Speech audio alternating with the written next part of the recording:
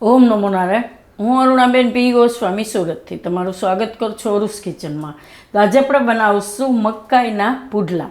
તો એના હારું આપણે જોહે મકાઈ. તો આપણે એક મકાઈ લીધી છે આ રીતની આપણે હવે એ, અને આ લોટ તો આટલો આપણે લીધો છે, પોણો કપ જેટલો ચણાનો લોટ, બેસન, 2 લીલા મરચાં આપણે લીધા છે, તો મોરા મરચાં લીધા છે આપણે, અને થોડાક લીલા ધાણા નાખશું, મીઠું સ્વાદ પ્રમાણે, થોડુંક આપણે એમાં ચીઝ નાખશું, આ રીતનું છીણીને, અને થોડુંક ચીલી ફ્લેક્સ, અને તેલ જોહે. બસ આટલી જ વસ્તુ, આપણે બહુ ઝાઝા મસાલા નહીં નાખીએ, આટલું જ આપણે એમાં નાખશું. તો આ પહેલાં મકાઈ છે એના આપણે દાણા કાઢી લેવું.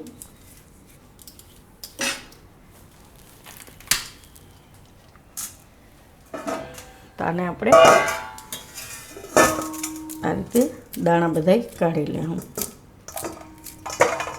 તો બધાય દાણા આપણે કાઢી લીધા છે આ રીતના. હવે એને મિક્સર જારમાં લઈ લેવું આપણે.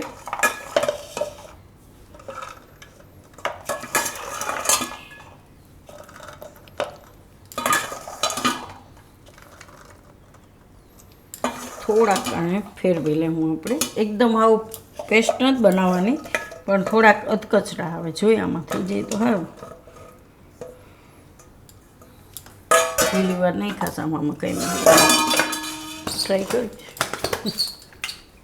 મેં કહ્યું બીજી જારમાં નાખતા હોય, આમાં જોઈ લઈ.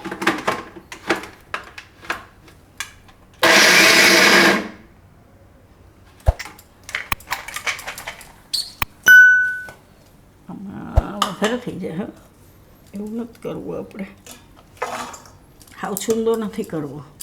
આમાં તો પીસાઈ જાય ડાયરેક્ટ જ. આઈડિયો કરીએ કે આપણે એને ખાંડી નાખીએ. થોડુંક અધકચરો જ કરવું છે આપણે, એનું મોઢામાં થોડો ક્રંચ આવે એવી રીતે. એમ મિક્સરમાં કરશું તો હાવ એ થઈ જાય. અને આ રીતે આપણે ખાંડી નાખશું.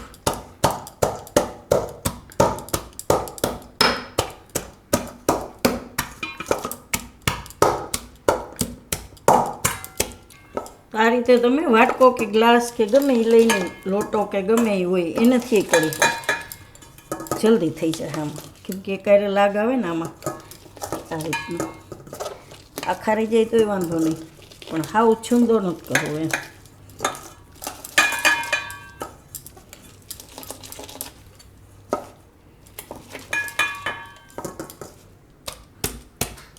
બસ આ રીતના કરી લેવાનું.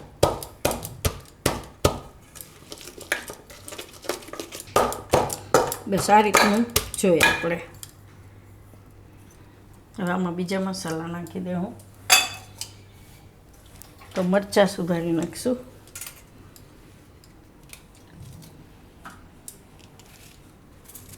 આ મોરા મરચાં છે.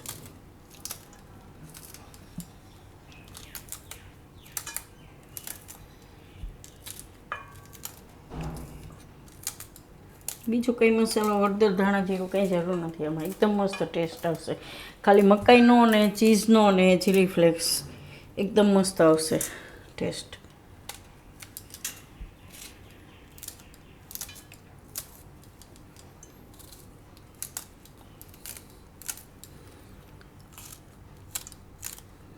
અને તમે છોકરાઓને ટિફિનમાં બનાવીને દઈ શકો એમ.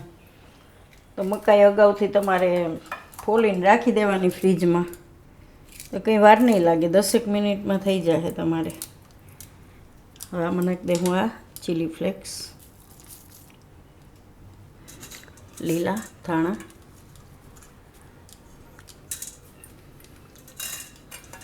અને આ ચીઝને છીણીને નાખી દે આ રીતે.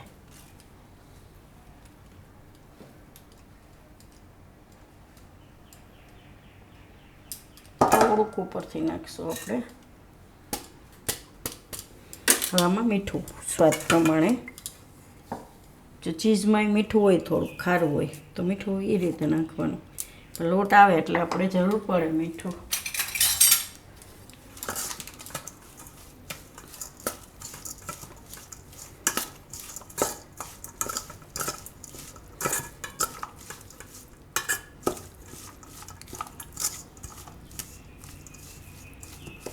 આ રીતનું મિક્સ કરી લેવાનું.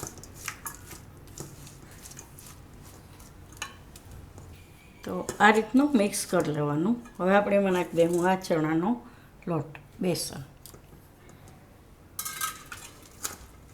અને મિક્સ કરીને જરૂર પડે એ પ્રમાણે પાણી નાખવાનું.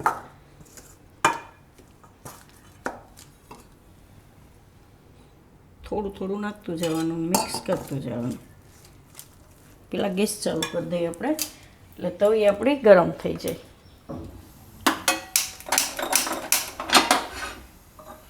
કેમ કે આ પુડલાનું ખીરું આપણે રાખવાનું ના હોય, એને તરત જ તમે બનાવી શકો એમ.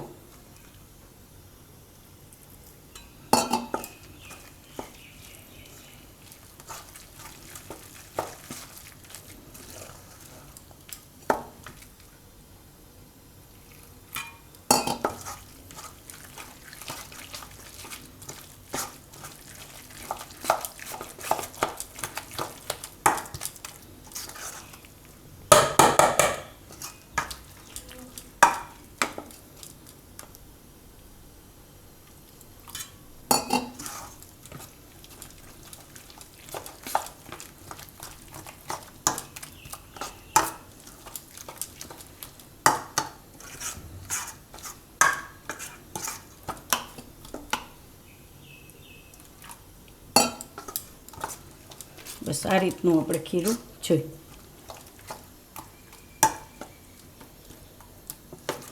આ રીતનું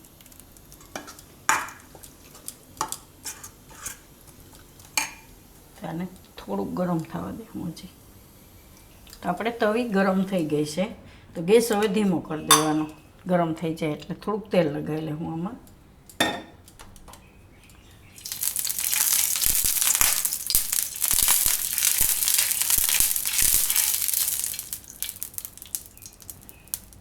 હવે આમાંથી આપણે ખીરું લઈને બનાવશું.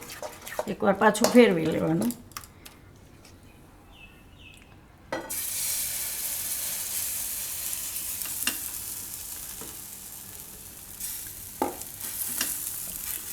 બહુ મોટું નહીં, આ રીતનું જ બનાવશું આપણે, મકાઈ હોય એટલે.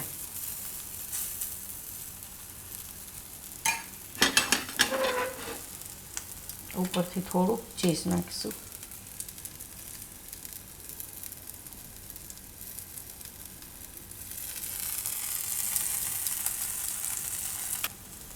થોડુંક તેલ સાઈડમાં નાખી દેવાનું.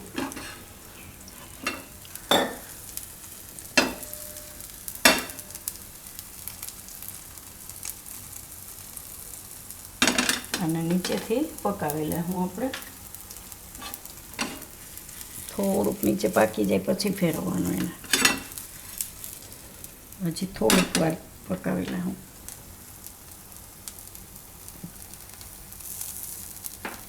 ગેસ ધીમો કરી દેવાનો. બહુ ફૂલ નહીં રાખવાનું, મીડિયમ એમ. આને ફેરવી લેવું આપણે. બીજી બાજુ પકાવી લેવું.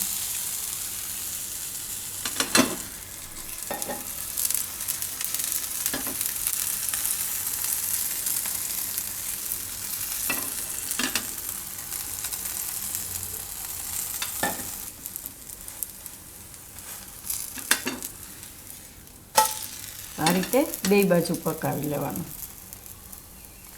એટલે ધીમો ગેસ રાખીને પકાવશો એટલે મસ્ત થઈ જશે. ઉત્તપમ જેવું સરસ. અને પ્લેટમાં કાઢી લેવું આપણે.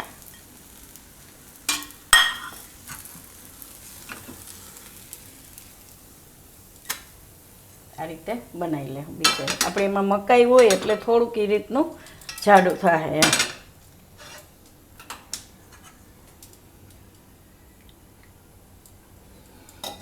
તો છોકરાઓને નાસ્તામાં તમે બનાવી દઈ શકો એમ.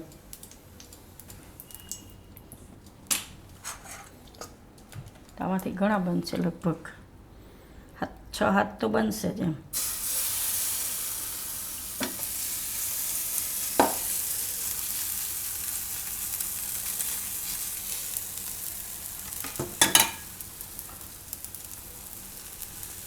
અંદર તો ચીઝ નાખ્યું જ છે, પણ થોડુંક આ રીતે ઉપર નાખીએ એમ.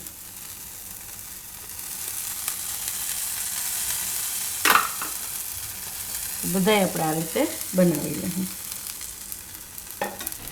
તો આપણે આ 3 બનાવી લીધા છે. તો આ રીતના જ બરવા ના જોઈએ. આ રીતના આપણે જે ગોલ્ડન બ્રાઉન જેવો કલર થાય ને એવા પકાવવાના, ધીમો ગેસ રાખીને એમ બે બાજુ આ રીતના મસ્ત લાગશે એટલે ખાવામાં.